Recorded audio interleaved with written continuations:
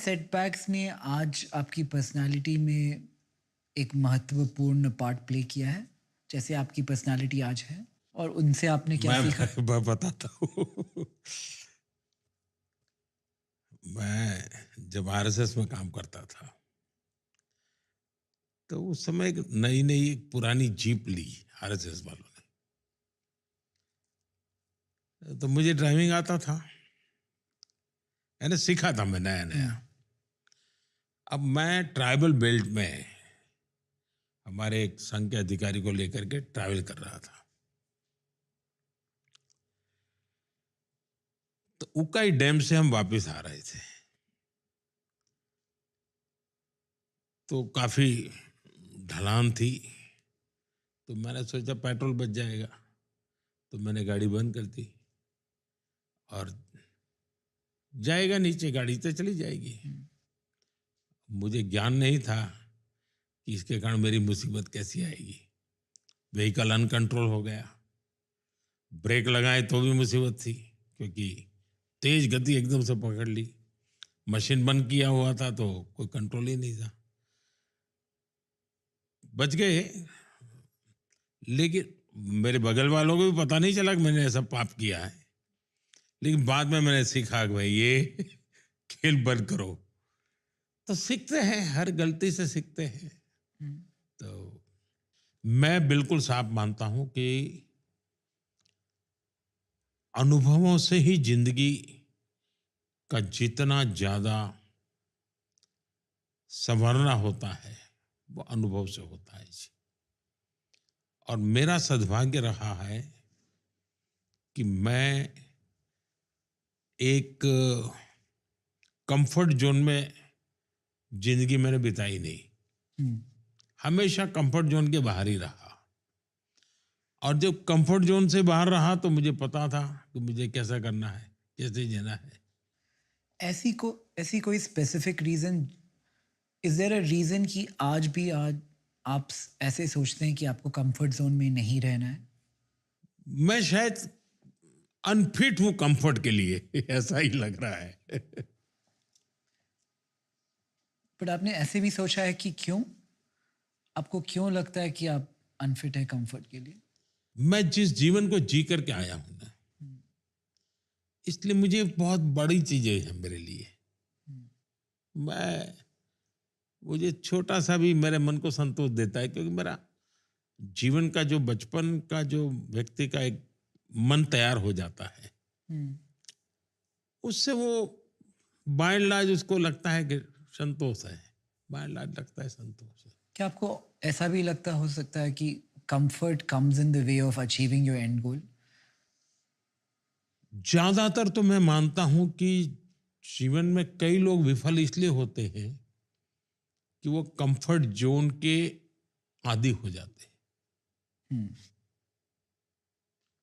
जो लोग comfort zone से, इवन इवन एक बड़ा उद्योगपति भी हुँ, अगर रिस्क नहीं लेता है, हुँ, कंफर्ट जोन से बाहर नहीं आता है, हुँ, उसके कंफर्ट जोन के लेवल अलग होंगे, हुँ, तो काल क्रम पे वो खत्म हो जाएगा जी।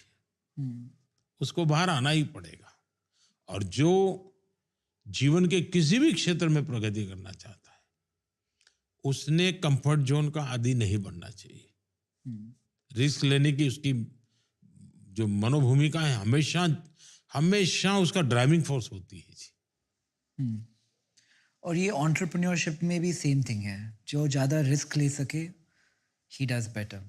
क्या सर आपकी लाइफ में आपकी रिस्क टेकिंग एबिलिटी टाइम के साथ बढ़ रही है? मुझे लगता है मेरी जो रिस्क टेकिंग कैपेसिटी है, उसका अभी फुल यूटिलाइजेशन हुआ ही नहीं है, हुँ, बहुत कम हुआ है। मेरी बहुत रिस्क टेकिंग कैपेसिटी शायद अनेक गुना ज्यादा होगी। इसका कारण है हुँ, कि मुझे परवाह ही नहीं है। हुँ, मैंने अपने विषय में कभी सोचा ही नहीं है जी। हुँ, और जो खुद के लिए नहीं सोचता है, हुँ। उसके पास रिस्क टेकिंग कैपेसिटी का कोई यानी बेहिसाब होती है। मेरा केस ऐसा है। अगर आप आज के दिन में आज मैं ये नहीं हूं, कल ये नहीं रहूंगा तो मेरा क्या होगा, कोई लेना देना ही नहीं है मेरा तो। अगर आज आपके दिन में किसी चीज़ के बारे में नहीं सोचे, zero fear, not afraid of anything, और एक ऐसा डिसीजन लें जो आप अदरवाइज नहीं ले रहे हैं because of structure, construct, government, all of that, वो एक चीज़ क्या होती? कि शायद मेरी और विधाएं समाप्त हो चुकी हैं, वन लाइफ वन मिशन जैसा हो गया है, इसलिए शायद मुझे। लेकिन एक चीज मैं पहले करता था, जो कभी कभी मेरा मन अभी भी करता है। मेरा एक कार्यक्रम होता था और मैंने उसको नाम दिया था, मैं मुझको मिलने जाता हूं। मैं मुझको मिलने जाता हूं, यानी कभी कभी हम खुद को ही नहीं मिलते, दुनिया को तो मिलते हैं, खुद को मिलने के लिए समय ही नहीं है। तो मैं क्या करता था, साल में कोई समय निकाल के 3-4 दिन मेरी जितना जरूरत है उतना सारा लेकर के चल पड़ता था और उस जगह पे जाके रहता था जहां कोई मनुष्य ना हो, कहीं पानी की सुविधा मिल जाए, बस ऐसी जगह में ढूंढता था, जंगलों में कहीं। उस समय तो ये मोबाइल फोन वगैरह तो कुछ था ही नहीं, अखबार वखबार कुछ सवाल नहीं उठता था। तो वो जीवन का मेरा एक अलग आनंद होता था, वो मैं कभी कभी मिस करता हूँ। और उस दौरान आपने कुछ सीखा अपने बारे में कि जब आप अपने साथ थे, अकेले में, फिलॉसफी में जैसे कि बहुत लोग कहते हैं कि the most important interesting question in life is why am I how I am. क्या आपने कुछ सीखा अपने बारे में इन दैट टाइम कि आप ऐसे क्यों हैं? अपने आप में खो जाना, बस यही एक बात है। एक उदाहरण बताता हूँ इससे क्या हुआ।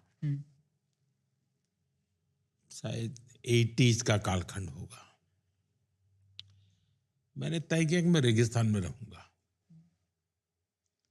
तो मैं चल पड़ा। लेकिन रेगिस्तान में मैं भटकता ही गया, लेकिन एक दिया दिखता था, लेकिन मैं पहुंच ही नहीं पाता था। तो कोई मुझे एक कैमल वाला मिल गया, बोले भाई तुम क्या कर रहे हो यहाँ पर?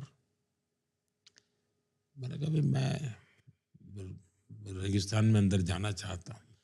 उसने कहा ऐसा करो, अभी मेरे साथ चलो, वो जो सामने लाइट दिखती है वो एक आखिरी गांव है, मैं तुम्हें वहां तक छोड़ देता हूँ, रात को वहां रुक जाना और सुबह फिर कोई वहां से तुम्हें मिल जाए तो मुझे ले गया। कोई गुलबेग करके मुस्लिम सज्जन थे, उनके यहाँ ले गया। अब वो छोटा सा गांव धोरड़ो, जो पाकिस्तान की सीमा पर भारत का आखिरी गांव है, होता है 20-25 घर और सभी मुस्लिम परिवार। तो आतिथ्य सत्कार तो हमारे देश में है ही है। उनका भाई बच्चे तुम आओ भाई। मैंने कहा नहीं मुझे तो जाना है। तो बोले नहीं जा सकते रेगिस्तान में अभी, तो तुम्हें अंदाज है माइनस टेम्परेचर होगा, तुम कैसे रहोगे वहाँ? अभी रात को यहाँ सो जाओ, तुम्हें सुबह दिखाएंगे। खैर रात को मैं उनके यहाँ रुका, उन्होंने खाना वाना खिलाया। मैंने कहा भाई मुझे तो अकेले रहना है, कोई चाहिए नहीं मुझे। बोले तुम अकेले रह ही नहीं सकते, तुम यहाँ एक हमारा छोटा सा झोपड़ी है, तुम वहाँ रहो और उस दिन में चले जाना तुम रण में, रात को वापिस आ जाना। मैं गया, वो वाइट रण था और कल्पना बाहर का। वो एक दृश्य ने मेरे मन को इतना छू लिया, जो चीजें मैंने मेरे हिमालयन लाइफ में अनुभव की थी, बर्फ की चट्टानों के बीच में जिंदगी गुजारना, यहां मैं वही दृश्य अनुभव कर रहा था और मुझे एक स्पिरिचुअल फीलिंग आता था। लेकिन वो जो दृश्य मेरे मन में था, जब मैं मुख्यमंत्री बना तो मैंने वहां एक रणोत्सव बड़ा इवेंट बना दिया और आज वो टूरिज्म